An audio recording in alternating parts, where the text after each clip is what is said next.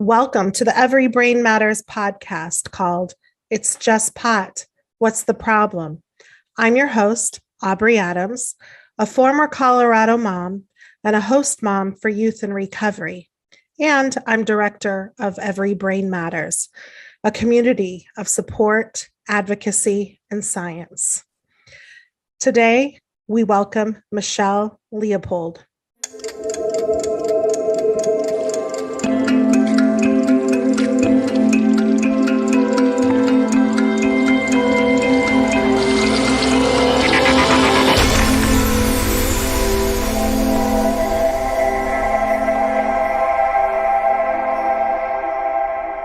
Today, we talk to Michelle Leopold, a tweeting activist and one tough mother.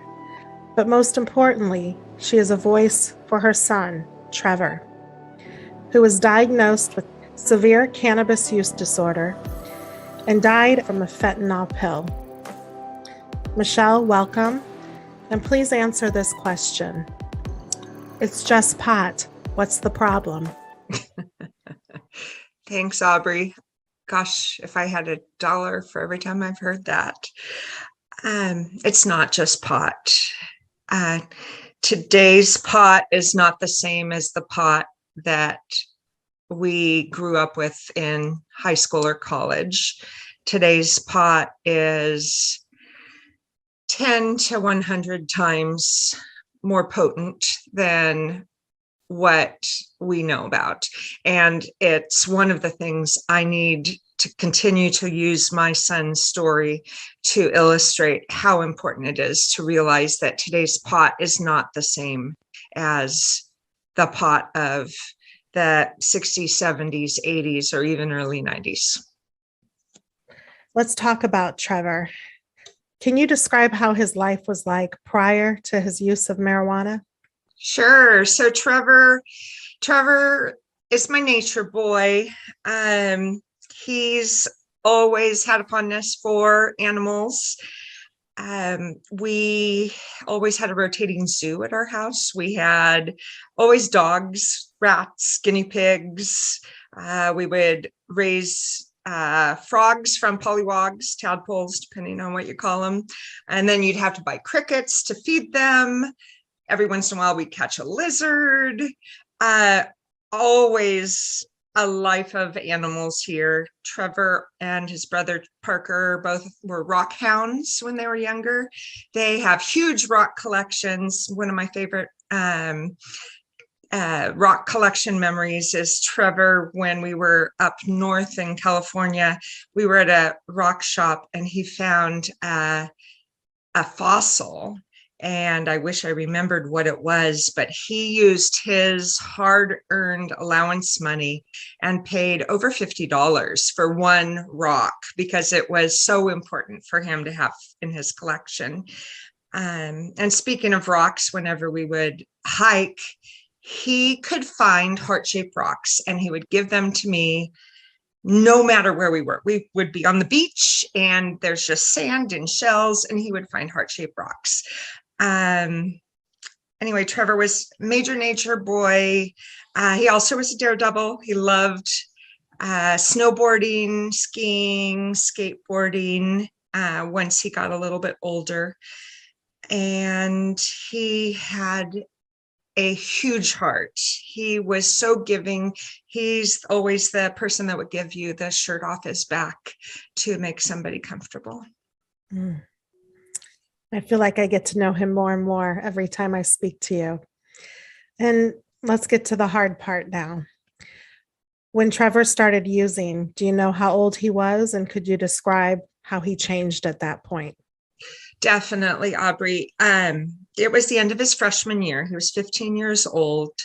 And he even told me, he said, Mom, I tried marijuana and it made me feel really good. And it made me feel like I fit in and everybody was really nice to me. And I was like, wow, okay, interesting. And then I realized that my child changed all of his friends suddenly and went from doing well in school to not doing well in school. getting in trouble with the police, missing class. And then the most noticeable for me was this lovely, dear, sweet child became violent. And we realized it was when he was coming down off of his high potency THC, we presume, he became really violent, up to punching holes in the wall, breaking things around the house. And I immediately knew there was something. And I also knew that it wasn't just pot. I think I've shared with some of the Every Brain Matters people on the Facebook page that, gosh, 6 years ago, I started a website because I had all this information about it's not just pot. And I created a website called My Kid Smokes Pot, Now What?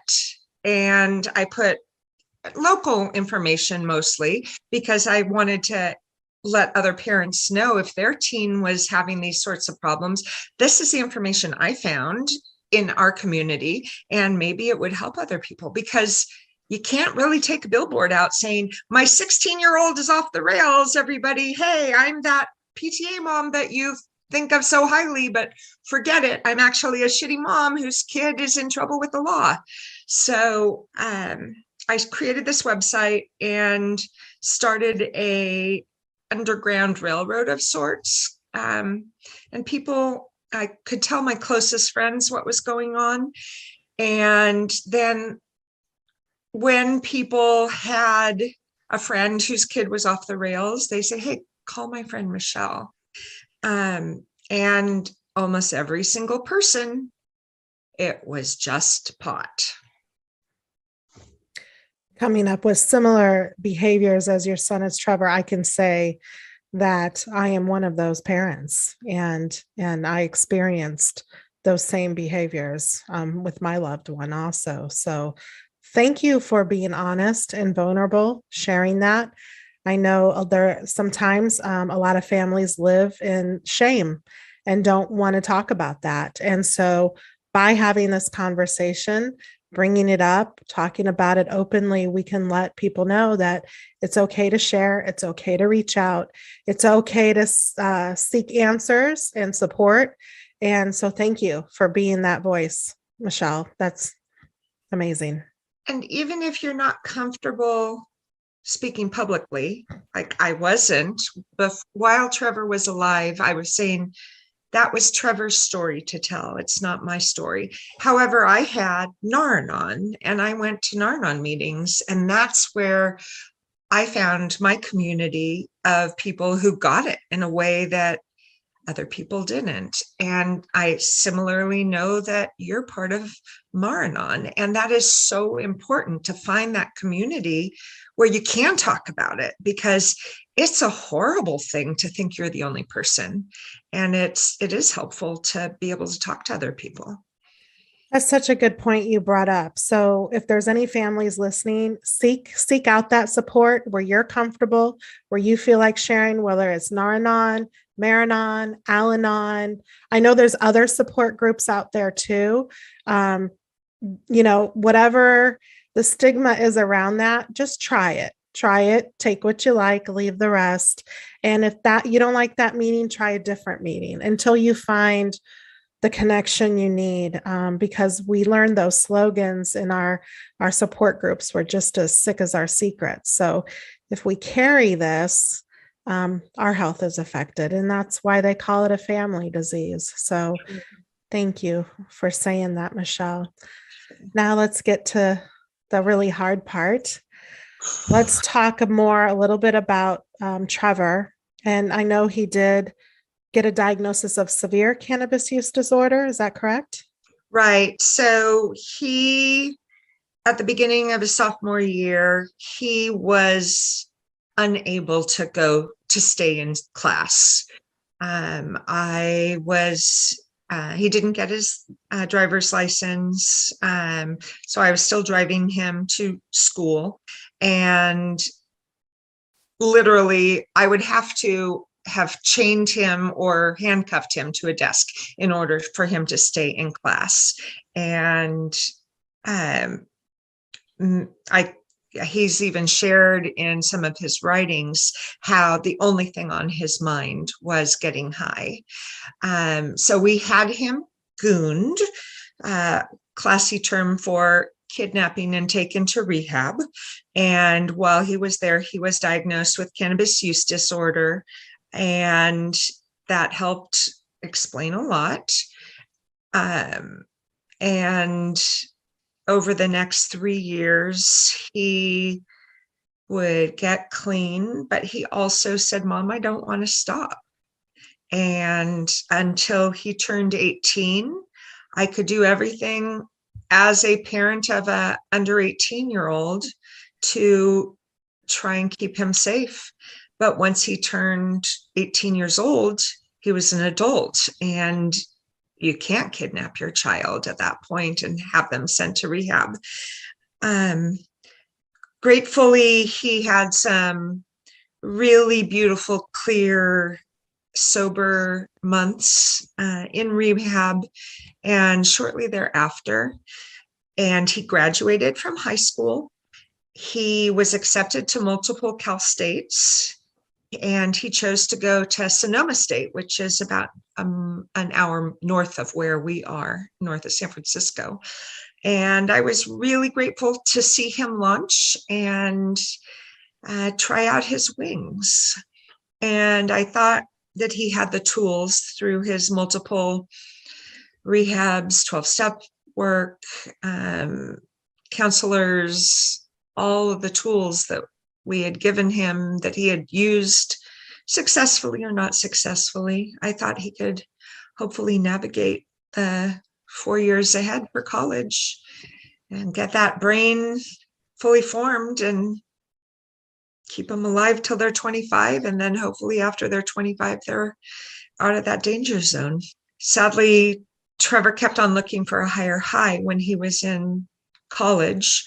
And although marijuana was his drug of choice, he did experiment. And sadly, the weekend of November 17th, 2019, he bought some, what he thought was oxycodone. But one of those oxycodone had a lethal dose of fentanyl in it. And he died in his dorm room at age 18, not even 19. Michelle, when you got that phone call that your son was deceased in his dorm room, can you describe that moment for us? No, the worst. There's a whole story that goes along with it, but it's just absolute unbelievableness, denial. And then there's that noise, and other parents who have lost a child know what that noise is. It's this primal scream that comes out of the deepest, darkest part of your body that there's just no words. And it's horrific. It's definitely the worst news in the world. It's so out of order. It's so wrong. And you can't ever reverse it. Thank you for being vulnerable like that and sharing that moment. And I know there'll be other families that'll hear your words and know that they're not alone, and hopefully reach out to everyone, and we can just build more of a community as we're moving forward through this nightmare. And so thank you. Michelle, could you describe to me now, how long has it been since Trevor's passed? And then what is your life like now? Sure, Aubrey. So the night that Trevor died, my husband and I looked at each other shortly after we realized the truth of the situation. And I said, we can't be quiet about this. There's too many people who say my child died suddenly of heart condition, or they don't see anything at all. But I sadly knew of the increasing amount of harm that today's THC products were causing. And our family had been impacted by the death of somebody who was 19 years old by a fentanyl-laced Xanax just 4 months before Trevor died. And so when the coroner did call, I said, I'm guessing it's fentanyl. And he said, well, it'll take about 2 months to get the toxicology report, but I would assume it's fentanyl also. And I just knew in my heart that most likely it was fentanyl. I prayed because I understand that fentanyl deaths are rapid and painless. And because it was the beginning of a mounting crisis, we decided we were going to use Trevor's voice, since we weren't allowed to while he was alive, to share his story in order to hopefully save other lives going forward. And that has totally altered the whole trajectory of my own life. And it's a dark, dark life, no matter what, when your child has died. But as my husband reminds me, how can you talk about death every day? And I say, in order to keep other people alive. So this is my new life, and I don't wish it upon anyone. And I just hope that some of the efforts that all of these parents in this horrific club that none of us want to be in, that some of our words make a difference and save lives. Amen. Amen to that. And thank you for choosing to do that. What are some of the solutions that you would like to see in place, policy wise, education wise? What are some of your thoughts around that you would like to see positive changes, so we don't have so many children and even adults dying of this drug culture expansion? How long do we have? As long 4 as hours, 5 hours. So I personally put my efforts into 2 categories. I concentrate on what I know well. So I know the harm to youth, meaning people under 25 whose brains are not fully formed, and the danger that today's high potency THC has. So that is one bucket that I am an activist around. And the other is around the harm to especially teenagers that are experimenting with drugs or experimenting, period, with whatever substances. And the fact that one pill can kill. It is horrific how many parents I have met whose children have died similarly to Trevor. And they said they didn't even know what fentanyl was before their child died. So by advocating around these 2 areas, I hope to make change.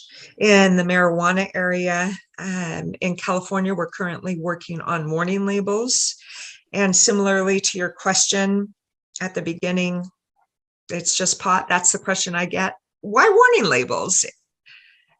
Because it's not just pot. And I'm so tired of people saying it's just pot.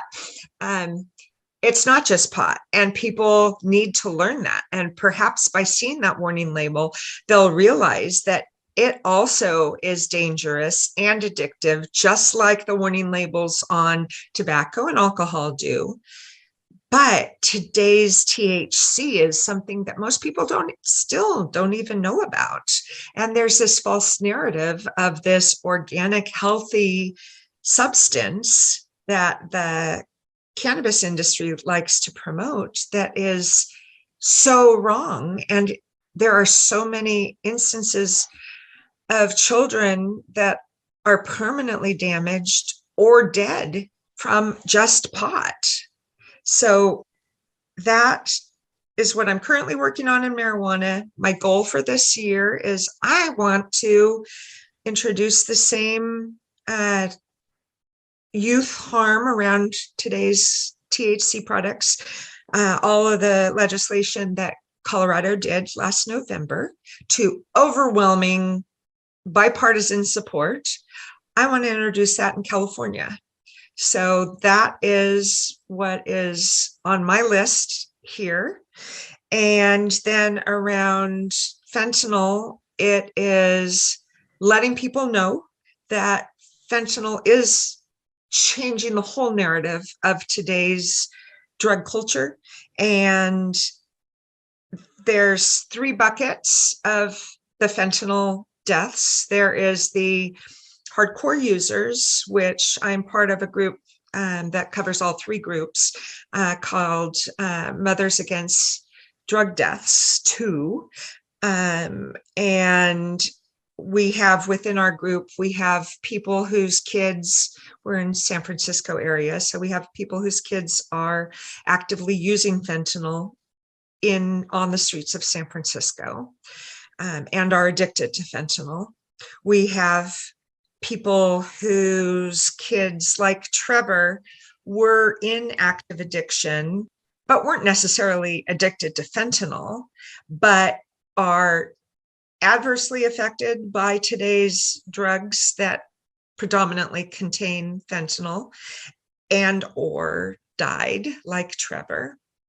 And then there's the teenagers. So these 3 groups, which are very different, all are being drastically affected by fentanyl. And the teenagers are doing what teenagers do, whether it's alcohol, marijuana, Xanax, Percocet, but they're experimenting. Sorry, my dog is rolling over on the table.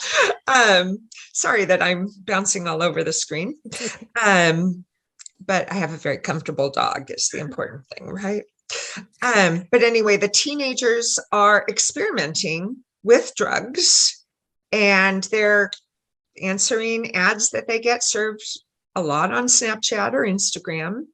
And it's not very expensive. And they're trying 1 Percocet or 1 Xanax. And I was on a call last week with Song for Charlie, which is a great group about youth harm from fentanyl. And it was all parents who had lost a child to fentanyl poisoning.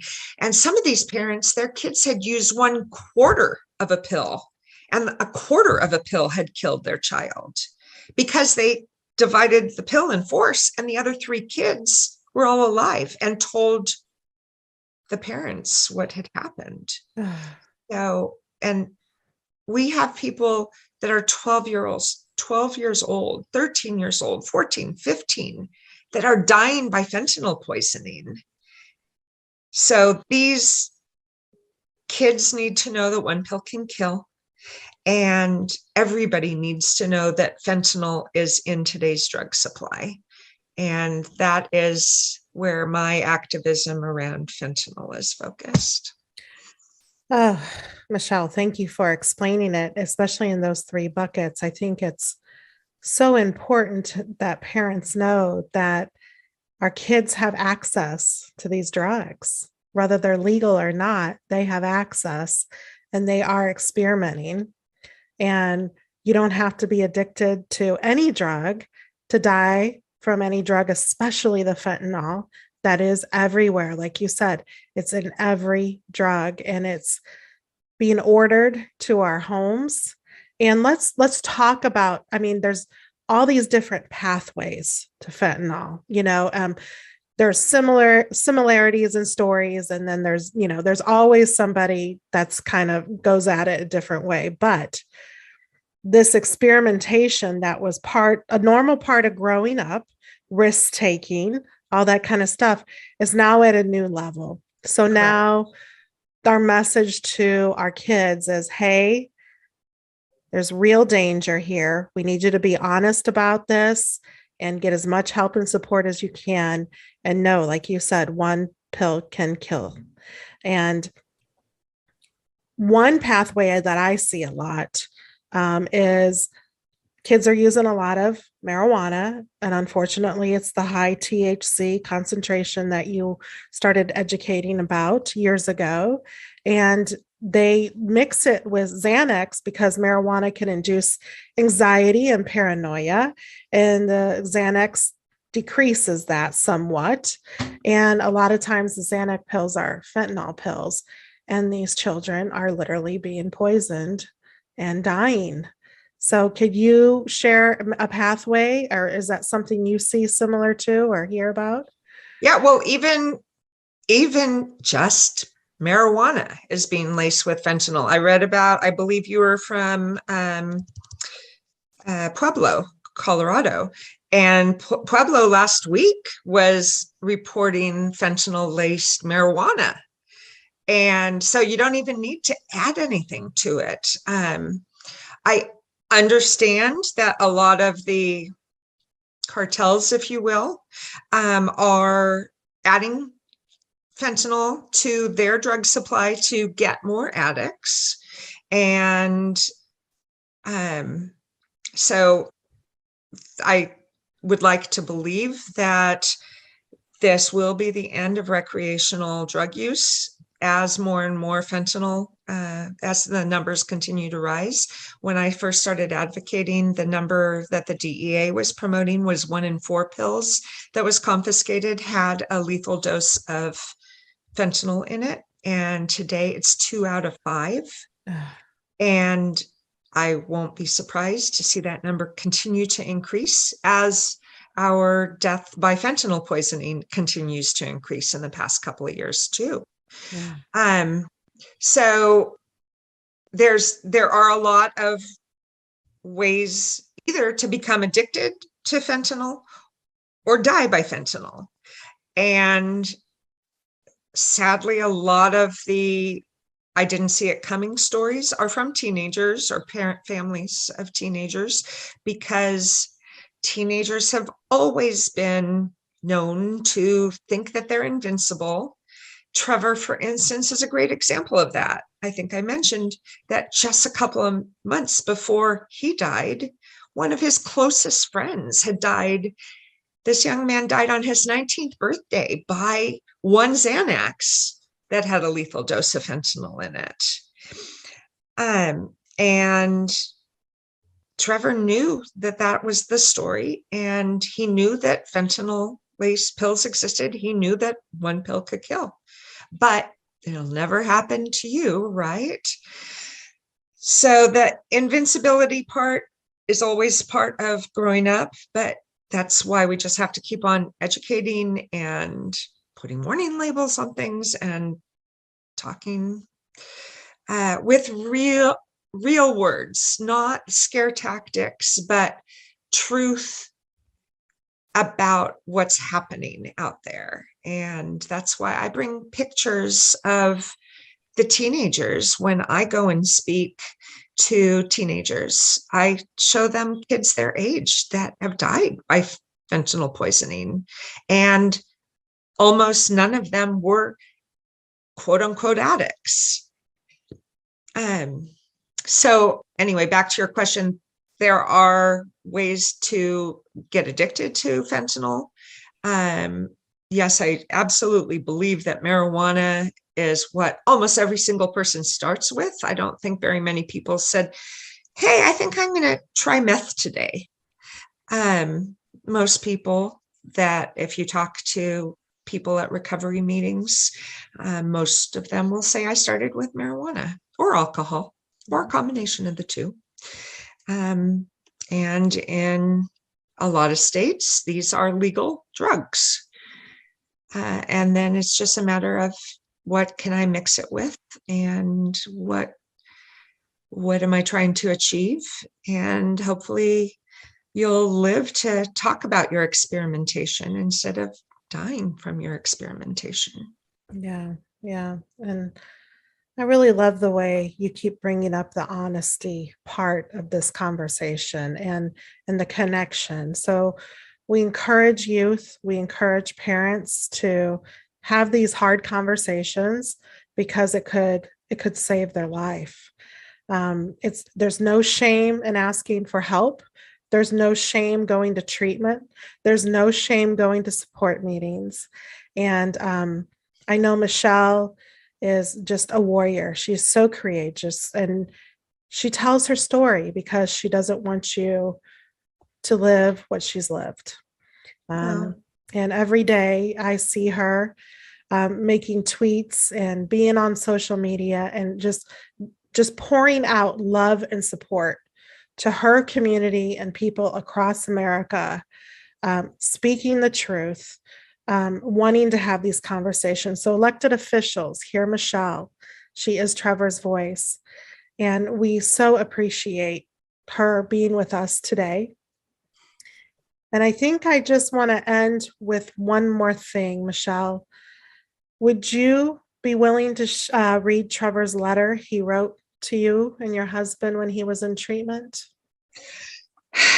happily. And before I read that, I do want to say that there should be no stigma around having Narcan at your house. And I encourage everyone, if you have a fire extinguisher at your house, you should also have Narcan at your house. Because you have a fire extinguisher doesn't mean you're an arsonist. Because you have Narcan at your house doesn't mean you're an addict. You can't Narcan yourself also, but you could save a life if you have Narcan. So Google Narcan in my area. More and more public health organizations are giving out Narcan, or you can buy it for not very much from your pharmacy. Some pharmacies are giving it out. And that is one of the ways we can keep more people alive. So I do want to make sure that people know that Narcan at this point is the only thing that can reverse a opioid overdose or fentanyl poisoning, as the case may be, because we don't really think that the pill has fentanyl in it. We think that it's Xanax, Percocet, oxycodone. So I do want to share that. Thank you for sharing that. Do you know how many doses a person should have on hand? Do they educate that? Yes, so most boxes, so if you get the nasal kind of Narcan, it comes 2 doses in one box. And that is essentially enough Narcan to keep someone alive in time for the first responders to show up. Generally, first responders will put in an IV drip of Narcan when they show up. So 1 box of Narcan, 2 doses, about 5 minutes apart is probably a good time. And that gives you 5 to 10 minutes until the first responders show up. There's great resources online. Personally, my favorite is Shatterproof. I think they have an excellent video that talks about how to use Narcan and how easy it is and some of the important things to keep in mind, depending on who's using and how severe their addiction is. So once, if heaven forbid you use those 2 doses, go get another box. Yes. In Marin County, we have all sorts of places that you can get it for free. And I'm really grateful about that. Yeah, they are handing them out for free everywhere. So don't feel like it's an expense or anything that's going to inconvenience you. And always get on the phone with 911. If you're unsure, they'll walk you through it and let you know what to do to save that person's life, because it is a life-saving drug. And it's a great thing. One of the things I'm really proud of is my 19-year-old son, Parker, is now getting phone calls from his friends from high school that are all across the country. And they call him and they say, "Hey, dude, I'm in whatever state. We're having this party next weekend. It should be a rager, but I'm really concerned that somebody might die or overdose from fentanyl in a pill. How can I get Narcan?" And I am so grateful that he gets those phone calls. And then I appreciate, if he doesn't know the answer, he calls mom. "Mom, how can we find Narcan in this state or that state?" So generally Googling free Narcan near me is a good start, but I'm happy to help people also. And you can find me on Twitter. 50 Random Acts is my handle. My Facebook is semi-private, but I'm happy to add you if you can get through to me. If you're friends with Aubrey, then you can get through to me easily. But I use my maiden name as my middle name, Michelle Sabke Leopold. But I am here to be a resource, and I am happy to help and happy to keep you anonymous if that's what you want. Thank you for that, Michelle. And we'll put all those links in the discussion, so you don't have to go searching. Just scroll down and you'll find all the links Michelle just talked about. Great. So I would be happy to read this very, very painful letter of accountability that Trevor wrote. For some of the people who are familiar with wilderness programs, Trevor spent 3 months in Utah in the wilderness during the winter when it dropped down below freezing. And he actually, I don't know if you can see that poster on the wall, but he had everything he had on his back for 3 months. He never went into a building, no bathrooms, no showers. They did everything out in the wilderness for 3 months. And during that time, the parents don't get to talk to their children. They only get to write a letter once a week.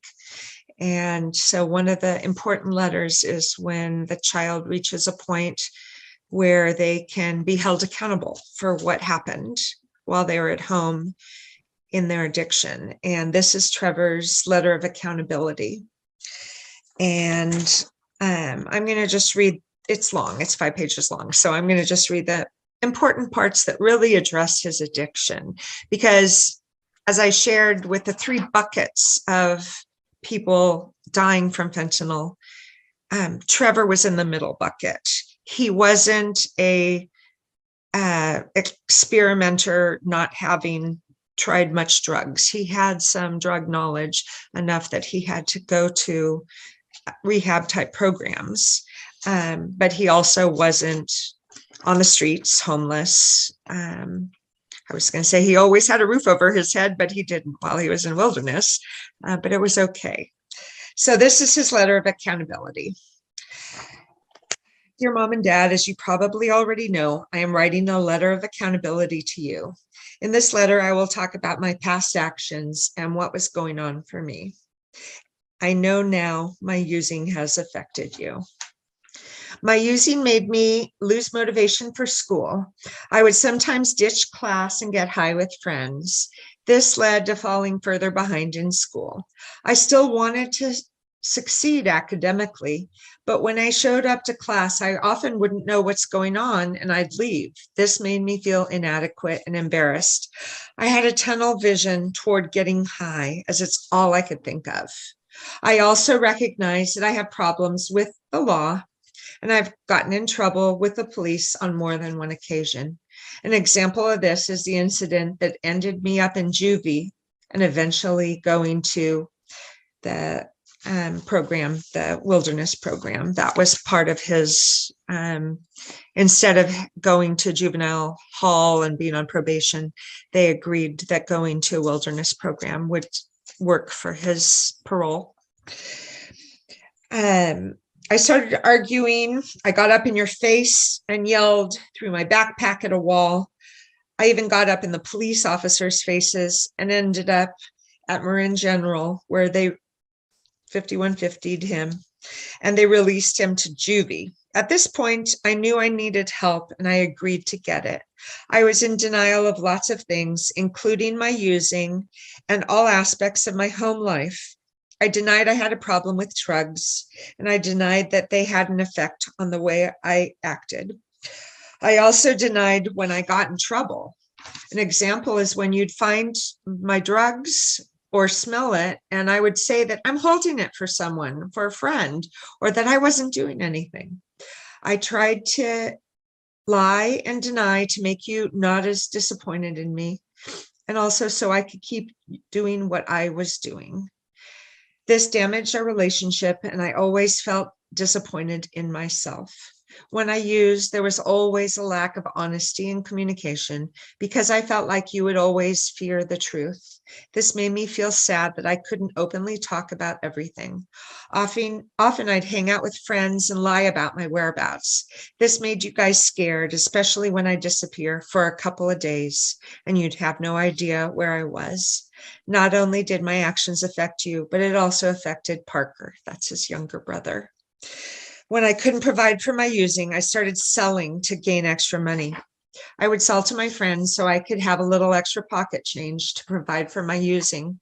I got a natural high from selling, and this fueled my self-esteem, my self-image, making me feel better about myself. I loved the rush that drugs and selling gave me, and I chased that high, which led me to stealing. I didn't do this too often, but when I did, I would steal from other kids to get the high, get what I wanted, and to boost my self-esteem. My morals and beliefs did not match up with my actions. I often felt bad about what I was doing. I felt haunted by the damage I caused to the family and your property. I recognize why you took such actions in the past and lost my trust. In this letter, I hope you can see the truth in me for taking accountability for my actions. And in the future, I'd like to be able to communicate openly and assertively. Love you, Trevor. And that full letter is posted on Every Brain Matters. Thank you, Michelle. And we will have a link to Michelle's full story in the discussion part, the description part of this podcast. And we just really want to give our deepest condolences to you and your family and all the other families affected. Thanks, Aubrey. And thank you so much for letting us say their name, because that's something that us going, sorry, dog moving, us going through this unimaginable grief, they're still our children and we still love them. And you've heard me say a million times, Trevor is everywhere. Trevor is still here. And I'm not going to forget that I had a firstborn named Trevor, and I want to talk about him. It's just not the way I thought I'd be talking about him. Oftentimes I say, Trevor, I thought I'd be teaching you about the world, but instead I'm teaching the world about Trevor. So thank you for using Every Brain Matters to teach the world a little bit about my beautiful boy. And hopefully his memory will help save lives. Thank you, Michelle. We will always honor Trevor, always remember him, and honor you for all your courage and strength, and continue to raise awareness. We love you. Love you, Aubrey. Thank you.